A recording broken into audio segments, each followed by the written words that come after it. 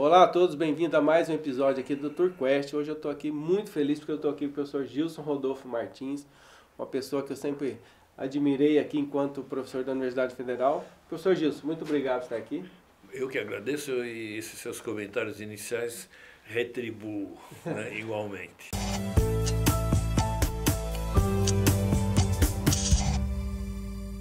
Ok, professor Gilson é graduado em História, mas a carreira toda é em cima da arqueologia. Como que foi essa questão aí da graduação da História para a transição da arqueologia? Perfeito.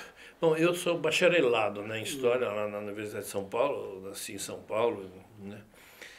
E, então ali era o lugar mais perto, e a história sempre me fascinou, mas assim, no sentido da história da antiguidade, né? Roma, Egito, então isso sempre me fascinou, e naturalmente que um curso de história seria um escoador natural para esse tipo de curiosidade intelectual. Só que, quando eu tinha por volta de uns 8, 9 anos, né? Isso foi em 1961, né? No auditório do jornal Folha de São Paulo foi realizado um encontro pela Unesco que chamava Origem do Homem Americano, né? E meu pai, que ele trabalhava no Senai, mas ele era lapidador de pedra e tal, e tinha um envolvimento grande, e pertencia a uma sociedade chamada Sociedade Brasileira de Gemologia. Naquela época tudo era misturado, né? Não havia assim uma profundidade científica que gerasse especializações. Ele foi participar desse evento, né, falando sobre os sambaquis, que eram os sítios mais conhecidos naquela época, na arqueologia brasileira, que nem, na verdade, existia assim, essa arqueologia brasileira. Tinha assim, estudos pontuais de um ou outro. E meu pai me levou nesse evento e eu comecei a ficar muito curioso sobre tudo aquilo, a origem do homem americano, o que é isso, né? E aí foram feitas várias palestras, tinham pesquisadores franceses que foram convidados, eram os intelectuais da época, e aquilo me impactou bastante, sabe? Ficou, vamos dizer assim, no meu inconsciente como um desejo de saber mais sobre aquilo. Quando eu, vamos dizer assim, amadureci como um jovem assim na idade de ingressar na universidade, eu já fui fazer história assim pensando em arqueologia, né? Mas essa arqueologia clássica. E depois lá na USP, no curso de biologia, eu tinha um setor lá que fazia estudos sobre paleontologia humana. E aí eu frequentei esse cenário aí, né, do curso de biologia lá na USP, voltado para essa área de paleontologia humana, e me aproximei de um professor, né, que curiosamente, veja como que é o destino, né? Curiosamente ele fez a livre docência dele sobre os petroglifos ou sítios arqueológicos lá de Corumbá. Foi o primeiro estudo de arqueologia científico em Mato Grosso do Sul, que na época nem era Mato Grosso do Sul, tá? Isso foi onde a livre docência dele, a defesa até eu estava presente, foi em 1976, ou seja, ele já estava estudando aquilo antes. Isso já tinha descoberto lá a Corumbela? Ou não? Não, nada. Aqui o pessoal escrevia arqueologia com I, entendeu? Não sabia nem como pronunciava, nem o que fazia. Quando muito, associava arqueologia a pirâmide, coisas assim. Agora, né? só uma explicação para quem está nos ouvindo aí, a questão da paleontologia e da arqueologia. Qual que é a diferença técnica? Bem, a diferença técnica é o seguinte, a arqueologia, que também se subdivide num monte de áreas, é uma ciência humana, né? Então ela estuda a evolução cultural do homem, estuda a cultura material das diferentes temporalidades humanas em lugares diferentes. Enquanto que a paleontologia estuda o passado da vida, do ponto de vista da biologia. Então veja, são duas ciências que estudam o passado. Uma estuda o passado cultural da humanidade e outra estuda o passado biológico, né? Agora, essa paleontologia, na verdade, é uma ciência assim, que tem origem com Charles Darwin, né? Que passa a estudar assim, a origem da vida. Tanto é que o livro mais famoso, que inaugurou e que foi uma verdadeira ruptura epistemológica, né? Que introduz a ciência praticamente, chama-se Origem das Espécies. Então, as pessoas confundem isso, acham que arqueólogo estuda dinossauro. Não, Dinossauro é uma sim, a área dos estudos paleontológicos, que vai estudar a evolução da vida. E o ser humano, enquanto primata, né, isso visto de um olhar científico, respeito às outras opiniões também, a paleontologia, quando ela se debruça o ser humano, ela vai tentar estudar os nossos antepassados. Ou seja, segundo a paleontologia, na evolução das espécies, os seres humanos são descendentes de uma evolução específica, de um galho dessa árvore da vida, que começa mais ou menos há uns 4 milhões de anos atrás, aqueles Homo erectus, neandertais. Então isso é completamente comprovado, né, por meio assim, de dados empíricos. Você consegue montar toda aquela escadinha, né, da evolução, como monta sobre qualquer espécie, até de uma barata. A paleontologia hoje avançou muito, então ela explica como que foram havendo essas metamorfoses biológicas em função de mecanismos naturais, ou seja, da própria história natural, sobretudo a adaptação às mudanças ambientais. As pessoas falam hoje em mudança climática como se fosse um fenômeno recente, né? Se antes fosse tudo certinho. Não, as mudanças climáticas existem desde que o planeta surgiu, desde que o universo surgiu. Né? Então essa que é a diferença. Agora, a paleontologia estuda a história da vida e a arqueologia é um setor mais restrito, estuda a evolução cultural do homem, quer dizer, desde que nós deixamos de viver como um primata, embora ainda o somos, né? Mas quando era aquele ser assim que vivia na floresta, e não confundam com o índio, hein? Tá? Porque o índio é imensamente mais assim avançado e evoluído do ponto de vista cultural do que desses hominídeos pré-históricos, tá?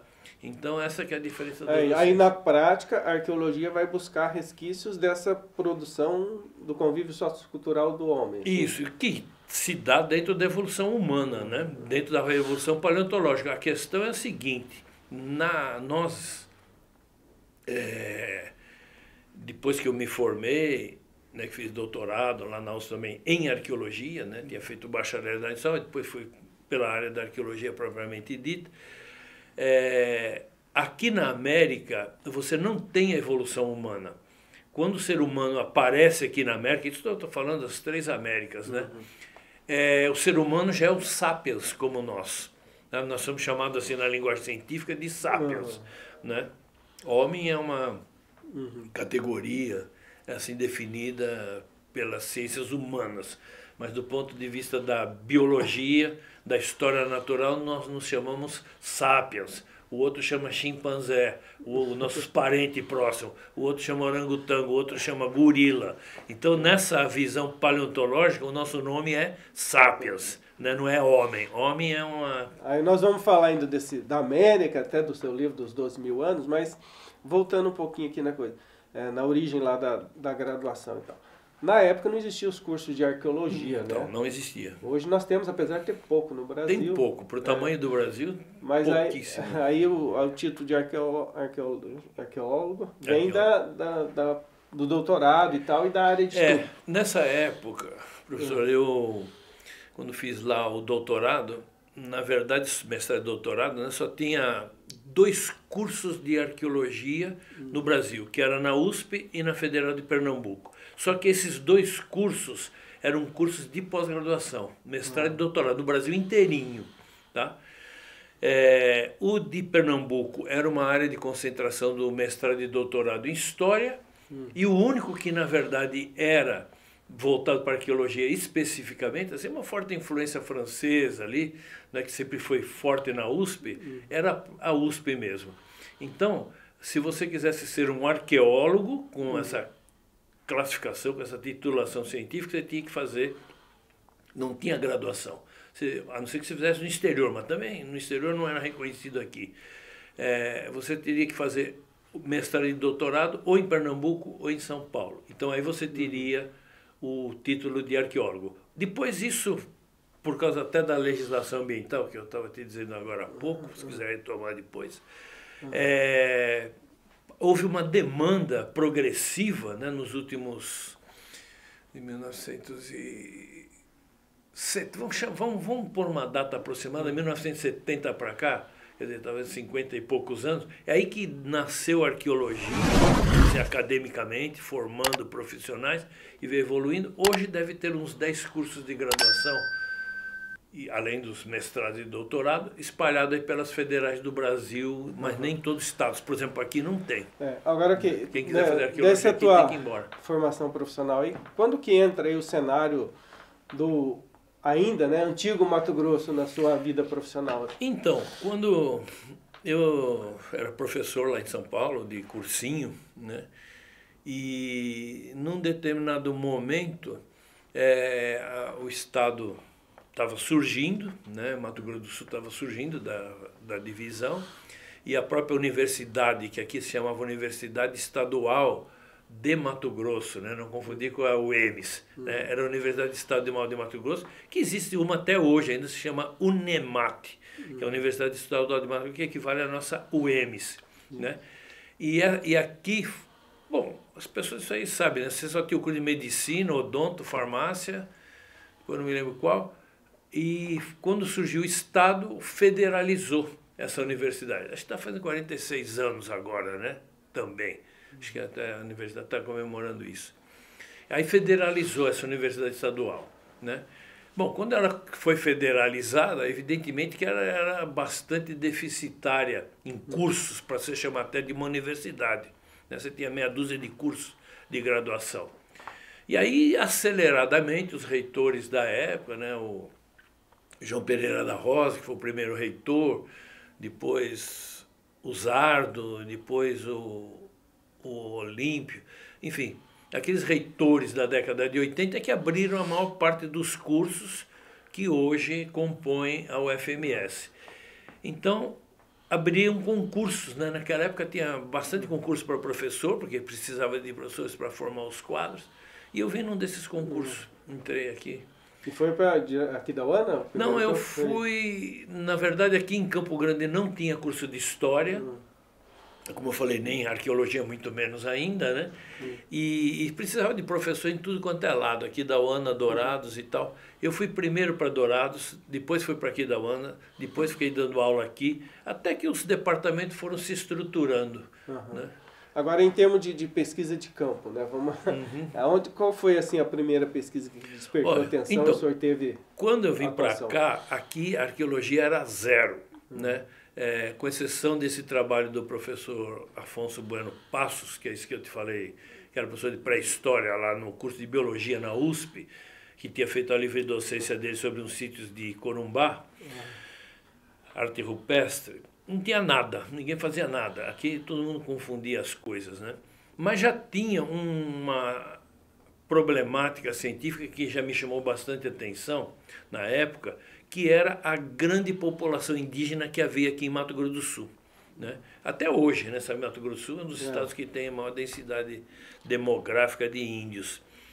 E aquilo me chamou a atenção no sentido de que não era só uma etnia, né, a mais popular aí, o Guarani, não era só o Guarani, você tinha várias etnias diferentes.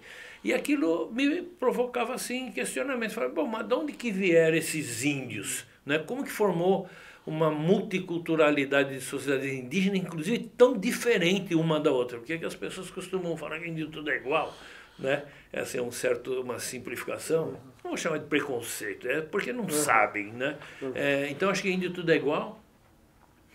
E, bom, aqui de Campo Grande, eu vou dizer uma coisa, pelo menos umas 300 mil pessoas, no mínimo, nunca foi em Corumbá, não conhece o Pantanal. Então você imagina que também conhecer índio aqui em Campo Grande não estranha muito, né? E aí, eu vendo essa questão toda em aberto, né? E como eu tinha estudado em São Paulo, você sabe que no período colonial Mato Grosso do Sul pertenceu a São Paulo, territorialmente falando, enquanto uma capitania. Os bandeirantes, que de certa forma desbravaram ou fundaram, né, essa realidade social, histórica, luso-brasileira, que é Mato Grosso e depois Mato Grosso do Sul. Os bandeirantes assim têm um grande foco, né? O principal é São Paulo. E eu trabalhei 2 anos no Museu do Ipiranga, né? No Museu Paulista, né? que hoje é um enorme monumento, né, da independência e tudo mais. E ali também me tornou bastante próximo dessa questão aqui de Mato Grosso, vamos chamar assim. E aí, quando eu vim para cá e vi esse campo todo em aberto, né, foi aonde então eu me debrucei a tentar entender isso. Quer dizer, de onde vieram esses índios, por que tanta diversidade cultural entre eles, inclusive, né? E aí, claro, isso remete à questão das origens, né? A palavra arqueologia quer dizer estudo das origens. Então eu fui estudar, na verdade, as origens dos índios aqui, e quando comecei a manipular esses dados empíricos, né, foi aparecendo, até aliás do próprio trabalho do professor Passos, lá, essa livre docência que eu citei, que antes dos índios aqui tinham outras populações, outras culturas antes dos índios, que seriam os povos pré-históricos. Esses efetivamente os originários. E não existem mais, mas esses são os habitantes originários de Mato Grosso, aqueles primeiros seres humanos a viver aqui. Você falou então, dos 12 mil anos, né? Então, por exemplo... né? Essa expressão, inclusive, que se usa agora, os nativos-americanos, seria mais adequada a esses povos originários do que os próprios indígenas? Professor, é assim, na área de humanos, da cultura, você tem assim muito subjetivismo de diferentes naturezas, sobretudo ideológico. E, consequentemente, político. Eu diria que falar que os índios são povos originários é politicamente correto, porém cientificamente errado. Entendeu a diferença? Sim. Né? Os originários mesmo nem existem mais, são esses povos aí que viveram há 12, 13, 15 mil anos atrás. Né? E é uma longa história, não tenho tempo aqui de contar o que foi acontecendo. Certo. E os índios aparecem nessa história cultural, naquilo que a gente chama já de etnoarqueologia, né? Entender então a origem dessas sociedades étnicas indígenas conhecidas desde o descobrimento. Isso aí é de uns 3.500 anos para cá. Isso eu tenho pesquisas intensas sobre isso, é de uns 3.500 anos para cá que você pode falar. Tais agrupamentos humanos, seja em Três Lagoas, seja em Corumbá, seja em Dourados, seja em Alcinópolis, né? São povos indígenas, né? Mas que eles estão vivendo aqui, são sociedades que estão evoluindo culturalmente, né? Quando eu digo evoluindo, estão dentro de um processo histórico, senão a palavra evoluindo também pode ser pega politicamente como uma coisa negativa, que atrasados e desenvolvidos, não é nesse sentido que eu estou falando. Eu estou falando evoluíram, que as suas experiências culturais, suas temporalidades, elas se dão dentro de um processo histórico. Então, essa diferença. Então, índios é mais ou menos 3.500 anos para cá, que é um termo, inclusive, impróprio, falar índios assim como se fosse tudo igual, não é? Até porque cada povo desse aí tem suas próprias temporalidades, quer dizer, seu próprio passado, né? E antes deles, aí é que está, antes deles, já há mais de 10 mil anos, já tinham seres humanos vivendo aqui, os tais dos sapiens, como eu falei. Então, porque também tem aí, recentemente, essa questão do ingresso na América, né? Que uns estipulavam 15 mil, agora você já descobriu alguma coisa em torno de 25 mil, e recentemente teve a questão da Eva, né? A Eva, acho que é a Eva, né? A nossa... chamada Eva mitocondrial, mas isso é na África. Não, não, a nossa aqui, a do museu. Ah, não, a Niede Guidon, lá do Piauí, é esse que você está falando, que morreu agora recentemente? Não, ai, como é que chama? Agora não é Eva. Lucy, né? Não é Lucy. Lucy. Não, e não é nem Lucy. Não é Lucy é um desses hominídeos pré-históricos que datava de 3.800.000 anos, que não é um tipo de anatomia de hominídeo que já nem existe mais, está extinto também. Ela faz parte dessa cadeia evolutiva, que nem dinossauro, está extinto. Mas essa chegada do homem pré-histórico na América, ela tem essa definição de quantos não? 20 mil anos, 25 mil? Vou falar sobre já rapidinho sobre as duas coisas. Então, essa Lucy ou Lucy é um esqueleto, um fóssil humano paleontológico que foi encontrado na Etiópia na década de 70 do século passado. Tem esse nome Lucy porque o Donald Johnson, quando estava fazendo as escavações, ele estava ouvindo aquela música Lucy and Sky, né, uma música dos Beatles aí, então ele batizou o fóssil de Lucy, né? Muito bem, então ficou marcado assim a Lucy, o esqueleto mais antigo da evolução humana. Bom, quando começaram as pesquisas aqui no Brasil, na América, mas vamos pegar o caso do Brasil, em Minas Gerais, ali na região da Lagoa Santa, que é um município a 1 hora de Belo Horizonte, mais ou menos, na década de 70, mais especificamente no ano de 1974, inclusive eu tive a sorte de testemunhar esse episódio, que eu era aluno da USP e fui num estágio de campo lá, né?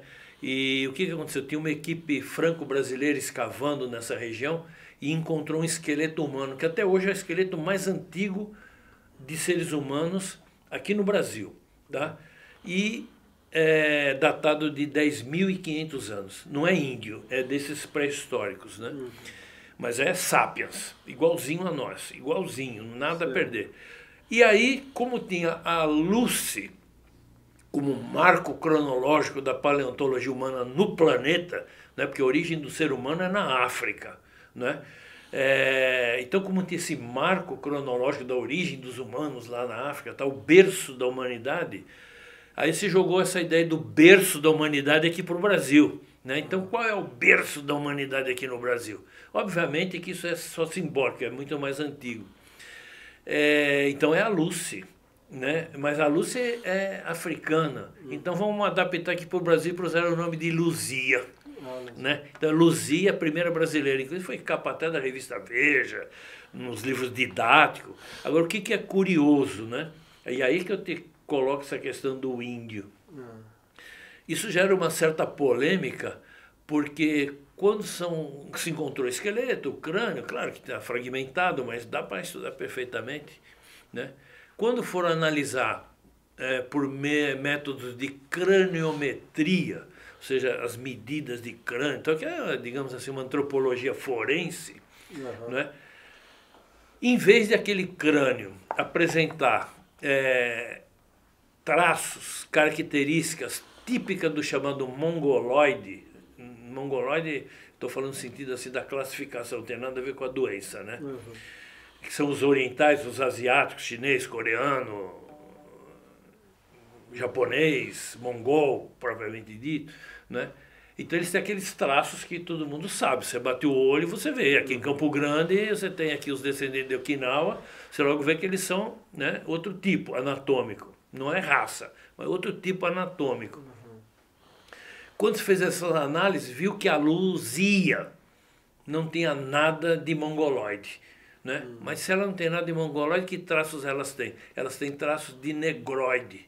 Mas não é o negrão da África, ou preto, né, que hoje usa preto, né, da África. Ela tem aqueles traços negroides, estou falando negroide porque é o termo científico, dos tipo, vamos dar um exemplo, os aborígenes australianos que estão vivos até hoje. Quem lê um pouquinho sobre geografia, sobre turismo, sobre cultura, sabe que a Austrália foi povoada por ingleses a partir do século XVIII. Mas já há 60 mil anos tinham humanos vivendo na Austrália. E naquelas ilhas todas da Oceania. Então lá, se você olha esses aborígenes australianos, esses aí têm esse tipo negroide. Então a Luzia, ela tem essas características, não a do indígena em geral, falando assim. Entendeu? Agora, considerando aí toda essa ocupação aí do homem na América, essa questão de que do Império Inca, por exemplo, que dominou, né, grande parte, até onde ele chegou, né? Porque eu estive em Niuaque, né, num suposto sítio arqueológico, a gente vê alguma coisa aí no sul, até onde se expandiu, se acha hoje resquício arqueológico da expansão do Império Inca? Bom, depois você me responde uma pergunta. O que você viu lá em Niuaque para falar que é Inca, né? Porque não tem nada... Me falaram, né? Não. Eu, inclusive, até, de novo, repito, humildemente falo até que sou cidadão niuaquense, que eu recebi da Câmara Municipal de Niuaque essa honrosa titulação, porque foi eu que descobri aquelas pegadas de dinossauro que tem lá. Né? Saiu até na época, em 1990, a única publicação que a UFMS tinha chamava-se Revista Científica e Cultural. Uma raridade, hein? Quem ainda tiver essa revista é uma raridade já na história, né, da instituição, da ciência aqui. Então escrevi um artigo sobre a descoberta dessas pegadas em 1990, né, revista científica cultural da UFRJ, mas enfim. Eu, quando trabalhei, os Incas é uma cultura, fala assim, a gente fala Incas, mas é uma força de expressão, uma popularização, porque Inca é o imperador, é o equivalente ao faraó, né? E fala Incas em geral, mas na verdade era uma sociedade, um império composto por muitas etnias diferentes que viviam nos Andes, e uma dessas etnias é que dominava as outras e dominou todas as adjacentes. Não é muito antigo, tá? Na verdade o Império Inca, essa cultura Inca, ela surge por volta do ano 1000 da nossa era, tá? O que equivaleria à nossa Idade Média. E antes desses Incas existiram muitos outros povos muito antigos, inclusive na Bolívia, Tiwanaku, os Aymaras, enfim, uma complexidade cultural lá muito grande. E os Incas, como eu falei, é um império político, estatal, né, um estado que surgiu mais ou menos por volta de 1000 anos, né, atrás, e aí se expandiram e dominaram toda a região andina e o Piemonte andino, seja do lado Pacífico, seja do lado aqui do interior da América do Sul, da Bacia Platina. Agora, eles são uma cultura bem equacionada, adaptada a essa paisagem, essa geografia, né? Mas tinham assim investidas no entorno. Bom, sempre se especulou muito sobre a presença dos Incas, né? Aqui no Mato Grosso, no Pantanal, no Paraguai. Isso ficava no ar porque não tinha prova, né? Quando foi feito o gasoduto Bolívia-Brasil, né? Uma obra de grande impacto ambiental, estudos, né, arqueológicos preventivos que foram realizados na época, antes da construção, encontraram vestígios de cerâmica indígena na Bolívia, tá? Mas assim, tipo uns 80 quilômetros de Corumbá, mas dentro da Bolívia. Então quer dizer que se achou cerâmica inca, porque é fácil de identificar. A cerâmica é uma impressão digital, é um CPF. Cada índio faz a cerâmica do seu jeito, né? Então é uma marca identitária étnica. Foram encontrados cacos de cerâmica inca, como eu falei, algumas dezenas de quilômetros de Corumbá, porque o gasoduto passa por ali. Bom, então, pensando assim na pujança, na extensão, né, na profundidade da civilização inca, é meio ingênuo achar que eles não tivessem conhecido o Rio Paraguai, não tivessem conhecido o Pantanal, Corumbá com aquela morraria, né? Até porque você tem, assim, aí sim, de fatos, espetaculares ruínas incas em Santa Cruz de la Sierra, na Bolívia, que não é tão longe, a 600 quilômetros, né? E já não é andino. É uma região montanhosa, por isso que chama Santa Cruz de la Sierra, mas não é andina. E lá você tem, com certeza, inquestionável, várias muralhas, cidadelas, assim, ruínas, né? Da civilização inca, que ali era, em tese, a fronteira política. Agora, isso não quer dizer que eles não se aventurassem pelo Chaco, o entorno. E essa prova, eu falo que é uma prova, né, da cerâmica arqueológica encontrada durante os trabalhos científicos prévios à construção do gasoduto, autentica isso. Agora, essa questão que está aí bem em pauta agora, a questão do caminho de Piabiru. O que seria isso? Tem ligação? Então, veja bem, tem ligação com isso que nós estamos falando, sim. Como falei, essa ancestralidade dos sápios e dos humanos aqui, né, na América remonta provavelmente a pelo menos uns 40, 50 mil anos. Pode ser até mais, mas assim que você tem segurança científica, é uns 40, 50 mil anos. Aqui em Mato Grosso do Sul, a presença mais antiga do homem, pisando, não é vivendo, pisando aqui no território, que ele é migrante, por isso que não é originário, ele é migrante para cá, originário é na África, né? Agora depende do jeito que você quer ver essa palavra originário. Nós encontramos, né, eu participei da escavação ali na região de Chapadão do Sul, vestígios de mais de 12.400 anos. É lógico que ninguém descobriu Adão e Eva de Mato Grosso do Sul. Isso está no teu livro. Está no livro, está no IFAM, isso daí é reconhecido cientificamente sem questionamento, porque foi datado na França e nos Estados Unidos. É o livro mais recente, né? A gente vai colocar aqui, o pessoal vê, né? Fala do povoamento do Mato Grosso. Isso. De uma parte, né, dessa região Nordeste, a gente tem vários trabalhos aí sobre diferentes lugares em Mato Grosso do Sul. Bom, eu estimo que aqui o homem se faz presente há mais de 20.000 anos, porque já participei de explorações em Mato Grosso, onde se encontrou vestígios com 25.000 anos, em Jangada. E também não é Adão e Eva de Mato Grosso, é até o mais antigo até agora encontrado. Bem, então eu estou falando isso para dizer que havia uma grande complexidade cultural, demográfica, né, nesse passado pré-colonial da América do Sul e do Brasil. Bom, essa complexidade se fez assim numa ramificação cultural impressionante. Só para você ter uma ideia, quando o Brasil foi descoberto, se falava no Brasil 1.200 e tantas línguas diferentes. E cada língua é a fachada de um povo, é a cara de um povo, é a identidade de um povo, que tem sua história, seus costumes.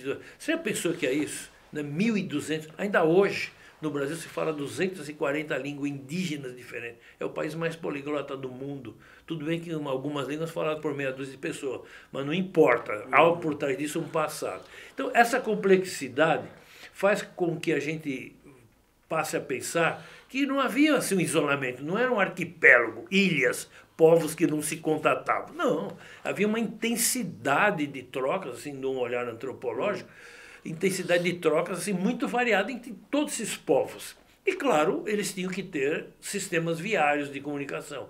Então, haviam trilhas indígenas que, eu não tenho dúvida, vinham do Pacífico ao Atlântico. Hoje, tanto na moda essa história aí do bioceânica, né? Mas isso não é nenhuma novidade, tá? Apenas é uma novidade para nós, brasileiros. Tá? Quando eu falo brasileiros, esses que vivem aqui de 1500 para cá. Mas nessa longa história humana, nesse território, isso não é nenhuma novidade, essas ligações entre Atlântico e Pacífico. E o Peabiru é um desses complexos viários. Outro é a bacia amazônica, outro é a bacia platina. Entende? Então você vai tendo o próprio... E não é só hidrográfico, ele é também orográfico. Então a própria Cordilheira dos Andes é um eixo que vai do norte ao sul. Sabe que os Andes começam na Colômbia, ali Venezuela, e vai até a Patagônia. Independendo da época, não dá para se pensar que, assim, que se viviam isolados, né? Não, absolutamente, não vivia isolado. A humanidade nunca viveu isolada, a humanidade sempre viveu de trocas, ela é social. Né? Então sempre houveram trocas e conflitos. Também não vamos pensar que era o paraíso terrestre. Muitas vezes sociedades dessas aí que eu acabei de citar se extinguiram antes do próprio descobrimento da América. Tá? E não foi por culpa do europeu, não foi por culpa da colonização. É que isso faz parte da história da humanidade. Vê o que acontece hoje no Irã e no Iraque e no Israel, né? Os conflitos lá são 3, 4 mil anos, né, entre judeus e palestinos. Você pega a Bíblia, você vê que aquilo lá remonta a mais de 3.000 anos, né? Agora, com toda essa rede de comunicação, com as fluviais também, né, com rios que são, nós estamos aqui entre o Paraná e o Paraguai. Isso. Quando que surge aí, nessa região que a gente está do sul do Mato Grosso, aí, vamos dizer assim, a fixação, ou a civilização, sei lá, que tem mais antigo de presença humana aí?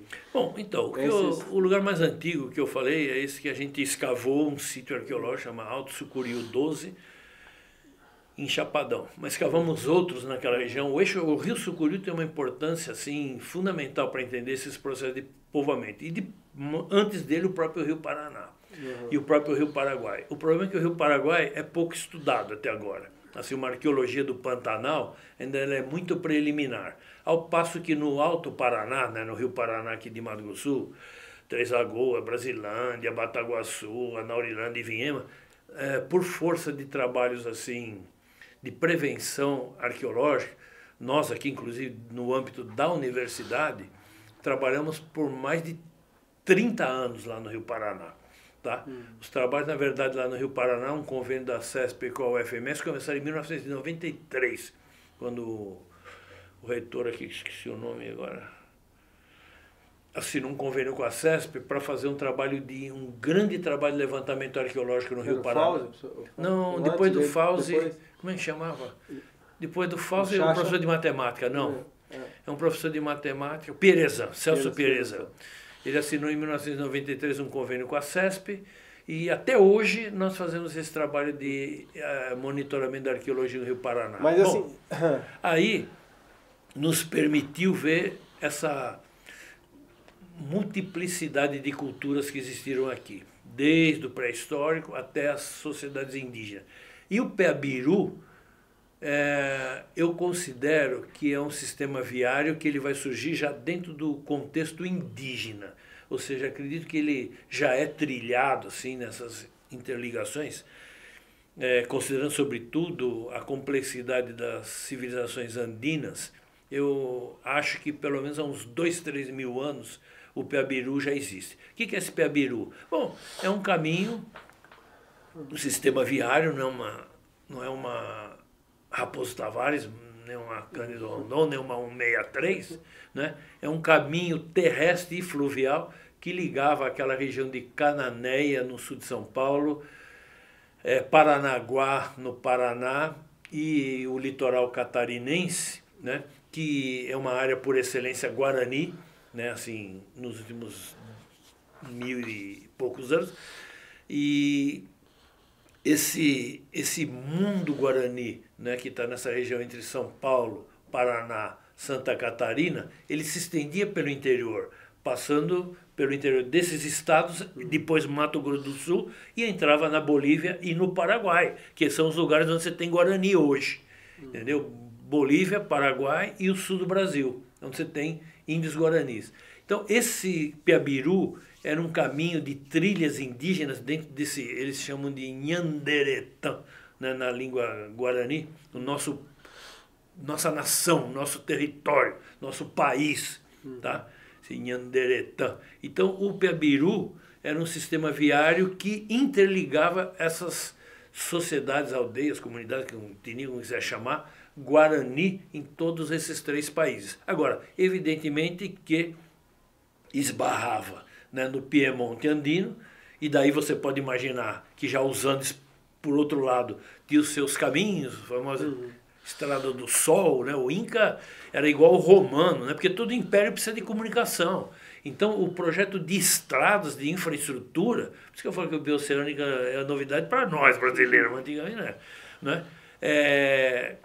A construção de estradas para grandes impérios é fundamental. Então os incas já tinham estradas para tudo quanto é lado, que por sua vez se conectavam a esse sistema do Peabiru-Guarani. Porque quando visita lá os incas, eles tinham até um sistema de comunicação pela estrada que era muito interessante, né? Que foi usado por muitos impérios. Correio, inclusive, que nem os romanos. E rápido, né? Os romanos só puderam controlar aquele império pela sua eficiência na engenharia de construção de estradas. Mas, professor, fazendo um recorte aí da época do mundo não civilizado, aí, pós-descobrimento, por exemplo, quando que é o marco do Mato Grosso do Sul aí? Quem é o primeiro, o cabeça de vaca? Quem que é o... Então, né? Aí é que está. Nós estamos chegando até quase perto aí do 11 de outubro, né, que é a marca oficial, a data de nascimento de Mato Grosso do Sul. Mas depende também do olhar, depende do lugar de fala ou de pensamento. Né? Se você for considerar a questão do território, que hoje é chamado Mato Grosso do Sul, quer dizer, Mato Grosso do Sul é um toponímio, é um termo que designa um lugar. Toponímia é a ciência que estuda o porquê tais lugares têm tais nomes. Né?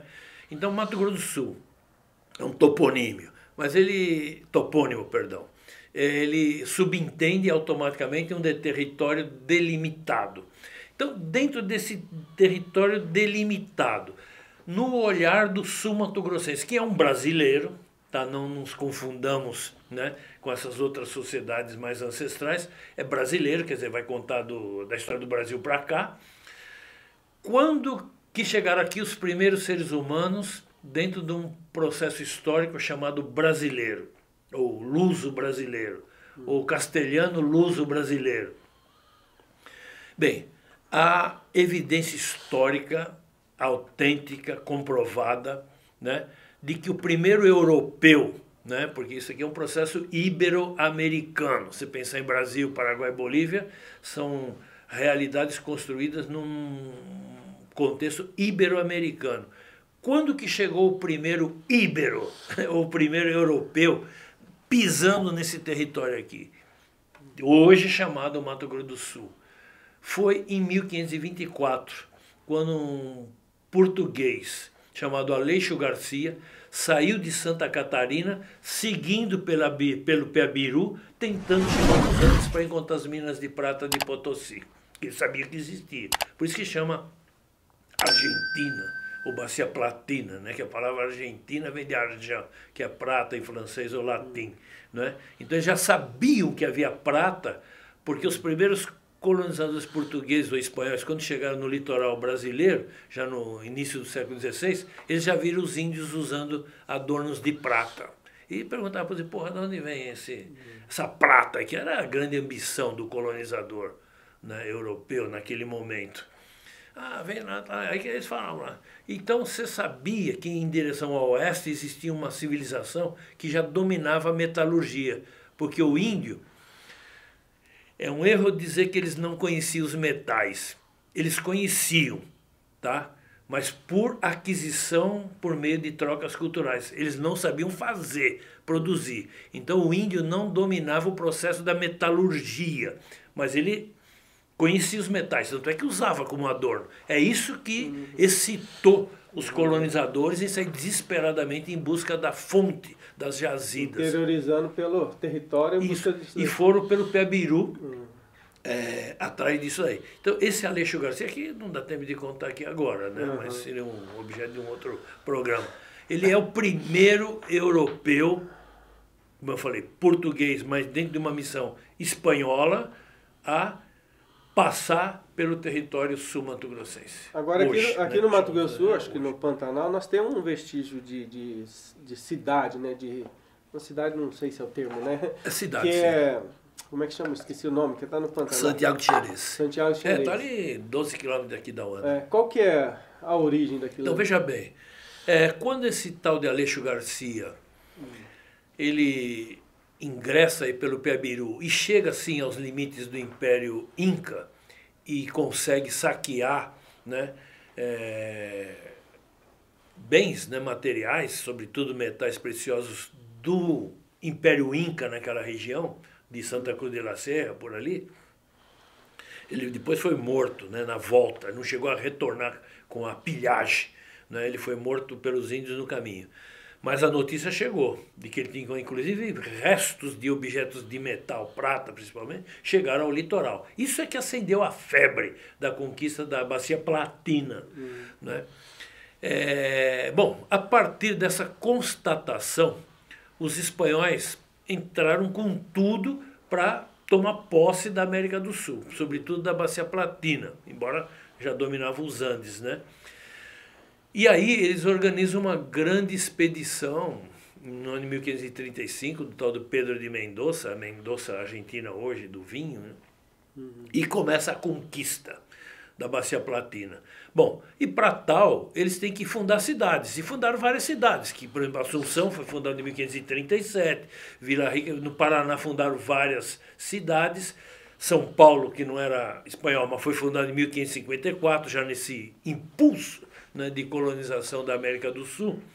E nesse avanço territorial ao interior da América do Sul, os espanhóis fundaram uma que aqui pelo Tratado de Tordesilhas pertencia à Espanha.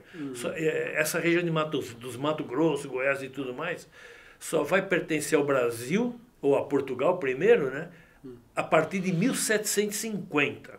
Antes de 1750, tudo isso aqui pertencia à Espanha, pelo Tratado de Tordesilhas. Os espanhóis, então, fundando cidades para tomar posse desse território, fundaram uma cidade chamada Santiago de Xerez, ou Jerez, que é uma cidade que tem na Espanha, né? Jerez de la Frontera.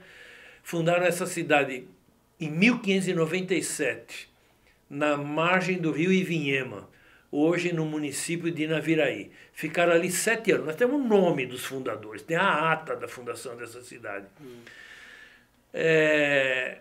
aí eles, por razões estratégicas, eles entenderam que era melhor transferir essa cidade mais para o interior, né? Então saíram ali do Rio Vinhemas, quer dizer, já estavam em Mato Grosso do Sul, e fundaram no Rio Aquidauana, a 12 quilômetros da cidade hoje de Aquidauana. Não tem nada a ver a cidade de hoje com essa Santiago de Xerez, só que estão no mesmo lugar. Mas daí levaram o mesmo nome, Santiago de Xerez? Levou o mesmo, ele transladou, mudou a cidade de lugar. Eram poucas dezenas de pessoas, quer dizer, o embrião de uma cidade, né? Mas chegou a ter 400 pessoas, né? Quando mudou para Aquidauana. Inclusive missão jesuítica, tem nome dos padres que atuaram lá. E lá ficou de 1600 a 1632, quando os bandeirantes, aí que eu volto à história de São Paulo, né? Quando os bandeirantes foram lá, tomaram a cidade, destruíram a cidade, pegaram os índios como escravos, né? E nunca mais essa cidade foi reconstruída porque os espanhóis não conseguiam segurar os bandeirantes. E aí eles tentaram segurar pelo menos Assunção, o Paraguai hoje. O Paraguai hoje. Então eles desistiram, entre aspas, né, de Mato Grosso do Sul, do território de Mato Grosso do Sul, porque não tinham como enfrentar os bandeirantes naquele momento. E hoje esse sítio arqueológico lá de Santiago, existe, o que tem ali de... Existem restos de telha, restos de parede, arruamento. No começo do século XX, o Rondon, quando eu estava fazendo a construção da linha telegráfica, ele passou lá por Aquidauana, né? Você morou lá, você sabe que até tem a sede do telégrafo lá em Aquidauana, fundado pelo Rondon. O Rondon visitou essas ruínas e descrevia o lugar. Não há ruas, há restos de uma capela, enfim, aquilo que são ruínas de uma cidade colonial, interiorana, espanhola, porque as cidades espanholas tinham um padrão que era chamado modelo filipino de construção, então a Plaza de Armas, era tudo organizadinho. O espanhol já tinha um modelo de urbanização, né? E o Rondon é uma das testemunhas que viu isso em pé. Em pé, sim, relativamente, né? Como ruína. Relatou, claro. E, então você tem outras fontes oculares ao longo do tempo. Só que de uns 50 anos para cá, a expansão da fronteira agropastoril aqui de Mato Grosso do Sul, bom, vai ocupando a terra, né, bicho? E aí abriu pastagem. Para abrir pastagem tem que derrubar a mata, né? E no que vai derrubar a mata, acabou com as ruínas visíveis na superfície. Hoje só escavações arqueológicas, que nós até já fizemos lá, tem uma publicação sobre isso. Hoje você encontra lá abundante material. Professor, e para a gente caminhar aqui para a finalização... Aliás, só para terminar, é a cidade mais antiga de Mato Grosso do Sul. Se você quiser fazer essas construções, esses modelinhos, esses enquadramentos, você fala, qual é a cidade mais antiga de Mato Grosso do Sul? É Corumbá, é Miranda, não é nada disso. Essa Santiago de Xerez, né, fundada em 1597, depois mudou para Aquidauana, que não existia, claro, em 1600, e foi destruída em 1632. Então, essa é a cidade mais antiga de Mato Grosso do Sul. O senhor falando aí do processo, né, do progresso aí que acabou, vamos dizer assim, escondendo os vestígios arqueológicos, eu morei um tempo na Espanha e desde aquela época eu tive um contato lá com as pessoas de arqueologia, que existia um comércio, não é um comércio, mas um processo onde os estudantes pagavam para estar junto com arqueólogos famosos fazendo escavações. Isso eu vejo aí muito nesses programas dos egípcios e tal. Israel. As pessoas que não só pesquisadores, até mesmo pessoas que têm por hobby, tem esse processo de pagar para estar ali, né? E às vezes nem pagar, ele só cobra as despesas dele, ele não paga para escavar. Ele paga as próprias despesas. Isso, né? Também para ficar à vontade. De repente, um alojamento estudantil é desconfortável. O cara quer ir a participar de uma escavação, mas quer ficar num hotel. Tem direito, se tem dinheiro, muito bem. Então, isso é um segmento, vamos dizer, do turismo que isso tem mundialmente, né? É verdade. Sem querer chegar nesse ponto no Brasil, mas assim, até que ponto a gente precisa para, entre aspas, popularizar essa pesquisa, esse processo de escavação? Ou está Como que está isso no mundo atual? As políticas novas... Não, nos outros países aí continua desse jeito. Roma, a escavação é tão trabalhosa e tão demorada que ela demanda muita mão de obra. Né? Então isso é no mundo inteiro. Na China, né, que tem sítios arqueológicos fantásticos, Israel, Roma, Grécia. Isso é no mundo inteiro funciona assim. Aqui no Brasil... a arqueologia é muito recente, que nem eu estava te falando. Não tinha nem cursos aqui de arqueologia. E o cara também dificilmente vai sair da Europa ou dos Estados Unidos para vir escavar aqui no Brasil. Porque ele vai ter lugares mais interessantes do ponto de vista assim, da sua cultura. Né? Então, Roma, Grécia, Israel, lugares muito mais interessantes. Ou aqueles muito exóticos da Ásia. Né? Esses lugares assim do hemisfério sul, né? São as próprias populações, ou com exceção de alguma equipe científica de alguma universidade, que tem algum professor assim já encabulado com tal assunto e resolve organizar uma expedição. São países que têm dinheiro, financiam, o caso da Lucy, que nós estávamos falando agora há pouco, paga, lógico, pelo governo americano. E no Brasil, hoje quem controla toda a atividade arqueológica é o IPHAN, que é o Instituto do Patrimônio Histórico e Arqueológico Nacional. Tem uma superintendência aqui em Mato Grosso do Sul, que é recente, entendeu? Ela não tem como superintendência 15 anos de existência. E Mato Grosso do Sul é um território de 300 e tantos mil quilômetros quadrados, maior do que a França, e tem 4 arqueólogos aqui em Mato Grosso do Sul, somente. Entendeu? Somente. E para te falar assim, bem objetivamente, hoje, agora, né? Em campo não tem ninguém trabalhando.